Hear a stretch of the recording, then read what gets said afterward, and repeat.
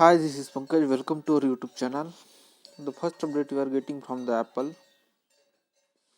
iPhone 12 mini user reporting problem with touchscreen responsiveness. The iPhone 12 lineup barely started shipping last week, but many users have already started complaining about possible bugs that are preventing them from being used as intended. According to a large number of users on Apple forum, the iPhone 12 mini is having intermittent touchscreen issue whereby randomly stop registering touch inputs on the lock screen. According to multiple posts, users are not only having problem launching the cameras and flashlight from the lock screen but also often being unable to unlock using the swipe up gesture with their thumb. The issue doesn't seem to be cropped with file using any other finger, but that's still a problem for the device that's specially designed for one-handed use. It's not immediately clear how many units are affected by the issue, but it's widespread enough to have registered a whole bunch of complaining on Reddit and Mac Rummers forum alongside Apple own website. Interestingly, most users seem to claim that the issue only crops up on the lock screen and goes away once the device is unlocked. While Apple is yet to acknowledge the issue publicly, it is likely that the company is already aware of the complaints. In the meantime, online speculation suggested that the lack of response units could be a conductivity or grounding issue because the problem apparently disappears when the handset is plugged into the power socket or when the device is used without a case. Either way, there is no immediate word on the what causing the issue, but the complaint only seem to be coming from iPhone 12 mini users and not from the folks who are using the bigger model. Either way, even though this is not a critical bug, this hope that Apple respond to sooner rather than later. The second update we are getting from the OnePlus render reveals flat display triple rear camera. OnePlus is just recently looked the wrap of OnePlus 80 and we are already seeing new look for the company next flagship OnePlus 9.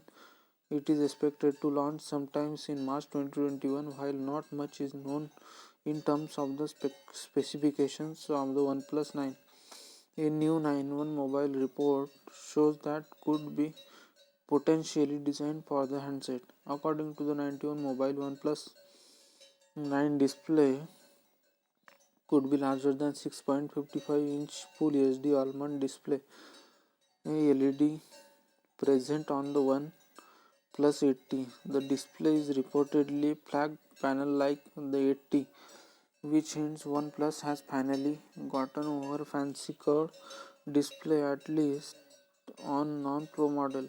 Much like the 80, OnePlus 9 may sport a 120Hz display.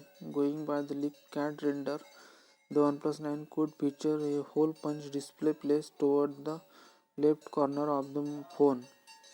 As seen on the OnePlus 80, moving our attention to the rear, their triple camera setup that look like a hybrid of the Galaxy Note 20 and LG Violet. As this is a generational upgrade, the OnePlus 9 could come with the Snapdragon 875 chipset, which is all set to be unveiled in December. You could also expect 65-watt rapid charge and Oxygen OS 2 based on the Android 2. With all that said, the Allied CAD render has received mixed reaction among other tipsetters like All About Samsung Max Jumper in the tweet over the weekend. We will keep you posted if there are any new development regarding the OnePlus 9, so stay tuned. The third update we are getting from the Redmi. Some MIUI 12 users in India facing boot loop issue fixed coming next week.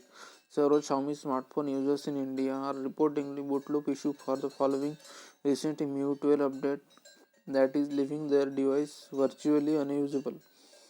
The problem apparently affects MI, Redmi and Poco device, but it restricted to user of the Airtel Thanks app. According to the social media and forum post, device affected by the issue are stuck in its infinite boot loop following a message that read find device closed unexpectedly. It's not immediately clear whether it affects all Airtel Thanks user on Xiaomi smartphone, but it's widespread enough for both Airtel and Xiaomi to have acknowledged its publicity. In a tweet over the weekend, Airtel Global CIO Harman Mehta announced that the company has already rolled out a workaround for the issue. As a part of the temporary fixed, user should open the Airtel Thanks app after the reboot, which should alleviate the issue.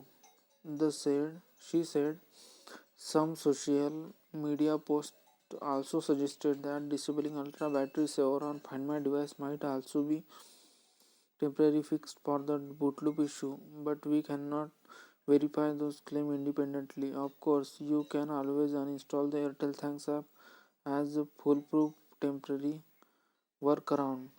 Either way, let's hope that the upcoming patch from the Xiaomi will get rid of the problem for the good. The fourth update we are getting from the Reliance Retail acquire Urban Ladder for rupees 1182 crores in move that further illustrates how bullish Mukesh Ambani is about the e-commerce space in India. Reliance Retail has today acquired online furniture marketplace Urban Ladder for rupees 182.12 crores in an all-cash deal. According to Hindustan Times, the Mukesh Ambani led company has bought a 96% stake in the fledgling e-commerce firm and has pledged to pump in further rupees 75 crore in the company by December 2023. In a statement announced that the acquisition Reliance Industry Limited, the parent company of Reliance Retail, according to Reliance, the acquisition will help it boost its presence in the country inclusive e-commerce segment and expand its online product portfolio as it looks to compete with the incumbent of e-commerce major Amazon and Flipkart. The company is already expanding its JioMart e-grocery delivery platform the breakneck speed, while Reliance Retail reportedly operates 12,000 brick and mortar stores across India. The acquisition also further set up the clash between two of the world's richest men, Amazon Jeff Bezos and Reliance Mukesh Ambani, who have been slugging it out in court over Reliance Retail recent acquisition of the retail asset of the Future Group. In the deal that has now become a bone of contention between Reliance and Amazon. The fifth and last update we are getting from the Samsung latest M series smart monitor is also a smart TV. Samsung has launched two new smart monitor M5 and M7. According to the Samsung, that is the world first do-it-all screen and incorporate most features present in full-flex smart TV. While M5 comes in two variants, 27-inch and 32-inch, with a full HD resolution. The M7 offers a 4K Ultra High HD display and 3000:1 contrast ratio. The monitor has a flag VA panel with 16:9 aspect ratio, but there is an ultra wide game view that adjusts your screen to 21:9 so that you can watch more detail in sport match. You get a 178-degree viewing angle on this monitor, and the response time is 8 millisecond. Like most modern monitor, it also comes with adaptive picture mode that can automatically adjust the brightness and eye saver mode to protect your eyes from the blue light. With the smart monitor, you can access OTT service including Netflix, Prime Video, Disney, HBO, YouTube, and more without requiring a PC mobile device. Thanks to the underlying Tizen OS 5.5, you can also use Microsoft Office 365 application for working without a PC. Moreover, to justify the smart in its name, Samsung has added support for voice assistant. Apart from this, Samsung Smart Monitor lets you seemingly mirror your screen phone running Android Oreo and had simply by tapping your voice phone. A feature the company calls Tap View. The monitor is also compatible with Apple AirPlay 2 for wired connectivity. Samsung has used the USB-C port. The Samsung Smart Monitor is available from today in the United States, Canada, and China. The 27 variant of the M5 cost is around 17,100 rupees, while the 32-inch model is price is about 20,900 rupees. The top 32-inch 4K M7 monitor retail at rupees 29,800. The company plans to expand its availability to more region by the end of this November.